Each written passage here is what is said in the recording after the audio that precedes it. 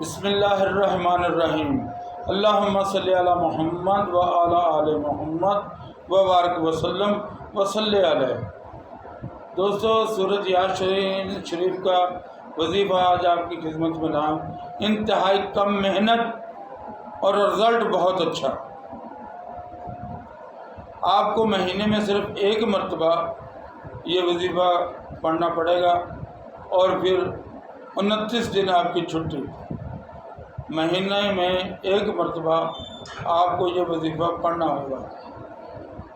دوستوں سے درخواست ہے کہ چینل کو لائک بھی کریں، سبسکرائب بھی کریں اور دوستوں کے ساتھ شیئر بھی کریں۔ آپ کے کامنٹ تو مجھے انرجی دیتے ہیں، کامنٹ ضرور کیا کریں۔ آپ کا اور آپ کے اللہ کا معاملہ جو ہونا چاہیے وہ یقین والا ہونا چاہیے، امید والا نہیں۔ کیوں؟ اللہ کے ساتھ جو بھی معاملہ کرے آپ یقین والا معاملہ کریں۔ یقین سے بڑھ کر کوئی دولت نہیں ہے۔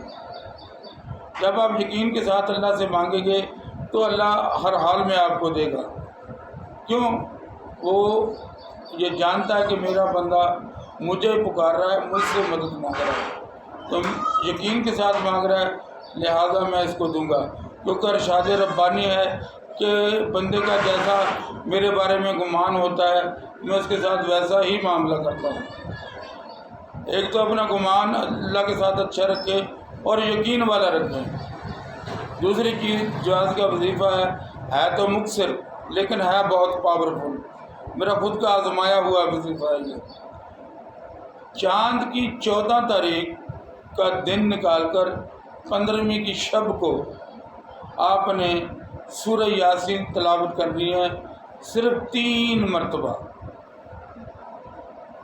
پہلے تو آپ سو جائیں، نہیں سو سکتے، آپ کو کام کہا جائے تو پھر آپ 1 بجے کے بعد اچھی طریقے سے وضو کریں، کوشش کریں سفید کپڑے پہننے کی، خوشبو لگانے کی، اور 2 رکعت نفل حاجات کے ادا کریں۔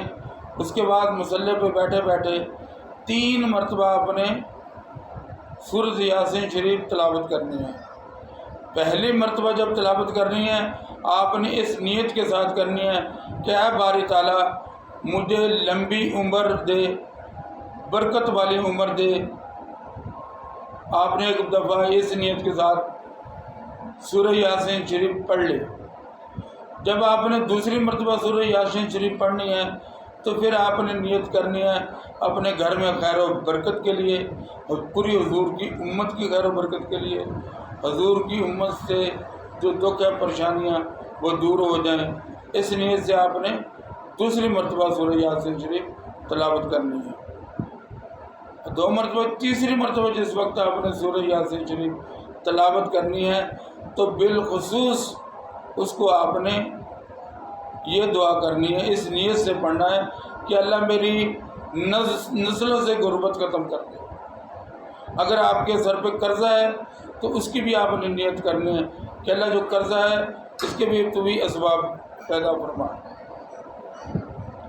یہ مہینے میں 1 مرتبہ پڑھنی ہے۔ یہ جو تیسری بار والی پڑھنی ہے نا، اس کے ساتھ دعا ساتھ یہ بھی نیت کرنی ہے کہ اللہ کائنات میں جتنی بھی مخلوق ہے میں سب کی خدمت کروں، میرا ہاتھ ہمیشہ اوپر والا رکھنا، نیچے والا ہاتھ نہ بنے میرا، میں لوگوں کے کام آؤں، میں لوگوں کی خدمت کروں۔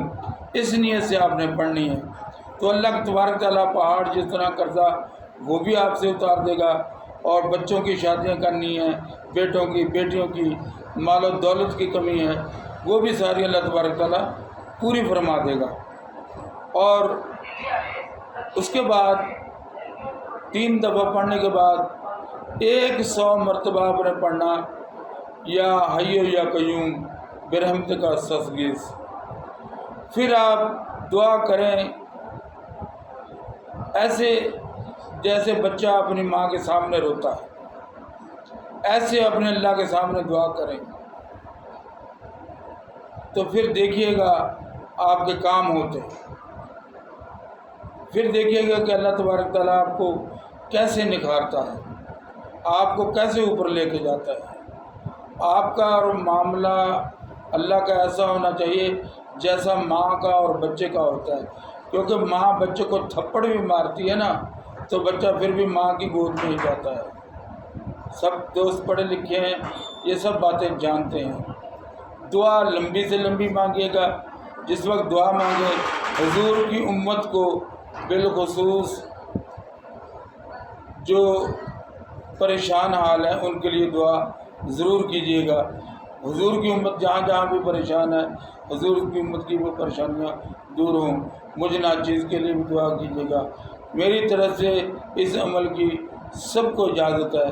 اللہ تبارک تعالیٰ اس عمل کی برکت سے آپ کے پہاڑ جیسے قرض بھی اتار دے گا اور آپ کی نسلوں سے غریبی بھی ختم کر دے گا۔